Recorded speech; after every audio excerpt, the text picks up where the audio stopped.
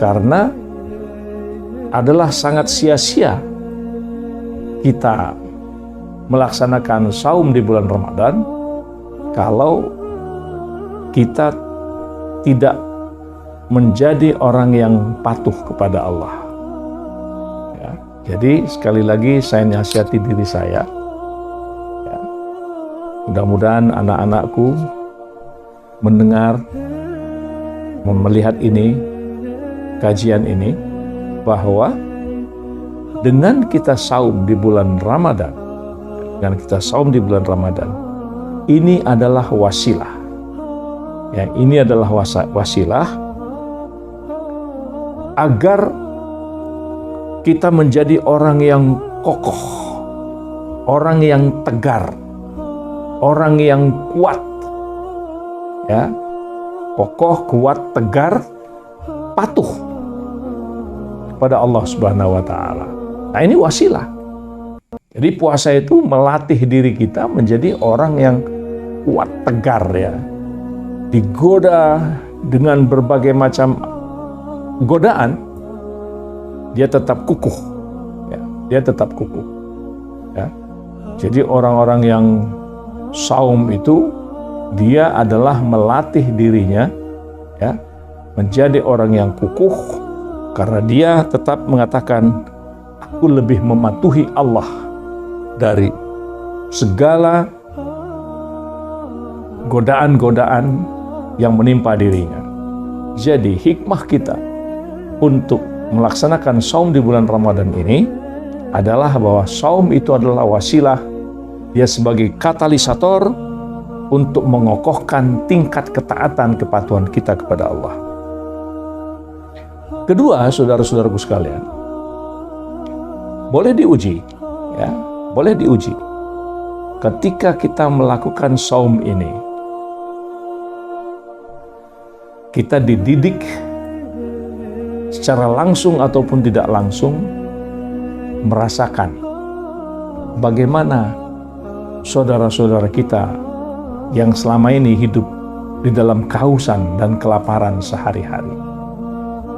Jadi kita bisa melihat, merasakan, ya, dengan kita saum, kita lakukan komparasi, membandingkan diri kita dengan saudara-saudara kita yang mereka sepanjang hari mengais rezeki, ya, tempat-tempat sampah, di tempat-tempat yang kotor, atau mereka berjalan seharian mencari belas kasihan orang-orang yang memperhatikan dirinya.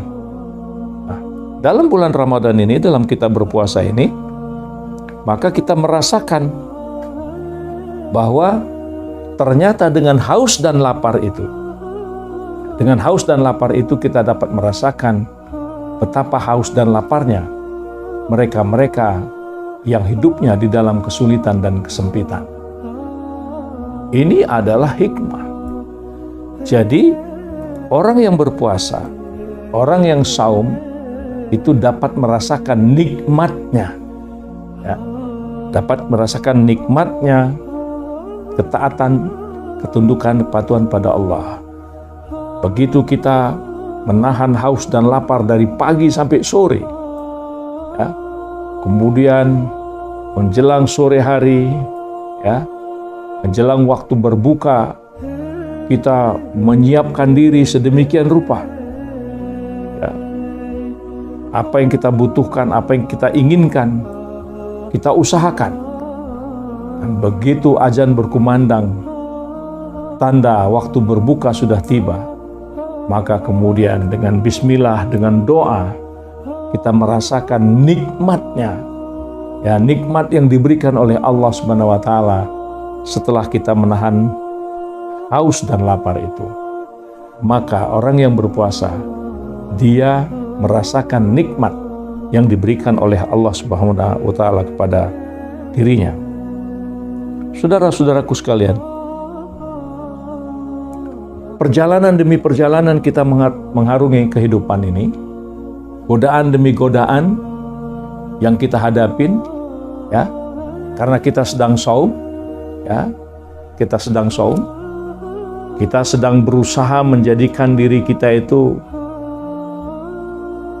melaksanakan apa yang diperintahkan oleh Allah kepada kita, ya, maka orang yang berpuasa, dia betul-betul jago, dia betul-betul kuat, dia betul-betul dengan segala kapasitas yang ada pada dirinya, dia mengendalikan semua keinginan-keinginan, ya, semua keinginan-keinginan yang muncul dari dalam dirinya pada saat dia sedang berpuasa itu. Ya, jadi kita semua memiliki pengalaman-pengalaman. Ya, kita memiliki pengalaman-pengalaman bagaimana di tengah-tengah puasa kita sering digoda, ya, digoda dengan aroma-aroma yang merangsang, ya, digoda dengan ajakan-ajakan dari teman-teman yang sengaja menggoda kita dan sengaja ingin menjerumuskan kita, sengaja agar supaya kita melanggar perintah-perintah Allah ini, ya kan? Nah, jadi dalam kita melaksanakan saum, ya, kita secara sadar sedang mengalami satu proses pendidikan.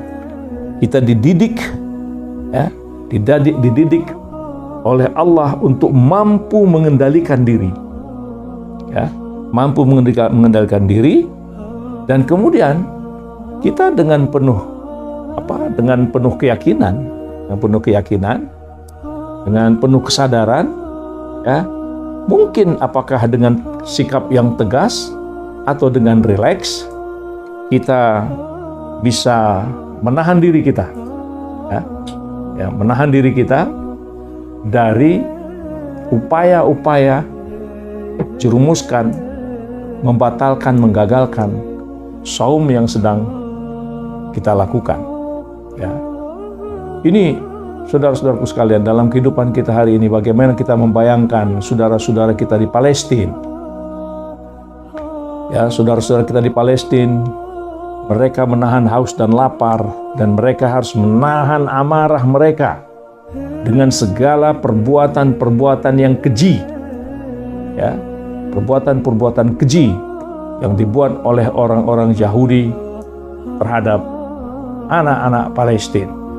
Begitu juga yang kita dapat berita bagaimana saudara-saudara kita di India, ya, bagaimana saudara-saudara kita di India, kaum muslimin sering mendapatkan, ya, semacam pressure, ya, mendapatkan penghinaan, mendapatkan godaan-godaan yang sedemikian rupa. Bagaimana mereka di bulan Ramadan ini, mereka bisa menahan diri mereka.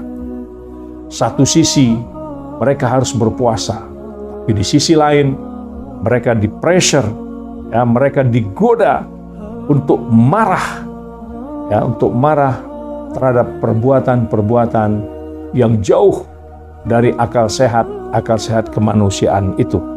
Jadi saudara-saudaraku sekalian, ya, kita memang tarbiyah, ya. Jadi bulan Ramadan adalah bulan mentarbiyah diri kita dalam menghadapi berbagai macam godaan-godaan kehidupan sesuai dengan situasi yang kita jalani, ya. Di negeri kita ini, hari akhir-akhir ini, belakangan ini heboh hal-hal dengan bagaimana orang berusaha untuk mendapatkan kekayaan yang secepat-cepatnya, ya, dengan cara-cara yang kita anggap tidak logik, tidak pantas itu dilakukan. Bagaimana kita mendengar orang-orang yang memiliki, ya, bagaimana orang-orang yang memiliki pendapatan yang besar, tapi sumbernya adalah sumber-sumber yang jauh dari ridho Allah Subhanahu wa Ta'ala. Kita dalam bulan Ramadan ini itu harus mampu menikmati, ya, harus mampu menunjukkan bahwasanya bulan Ramadan ini kita dididik, ya, dididik untuk memunculkan hati, ya, hati yang betul-betul bersih. Ya, jadi yang diperkuat itu adalah hati. Kalau hati kita kuat, batin kita kuat,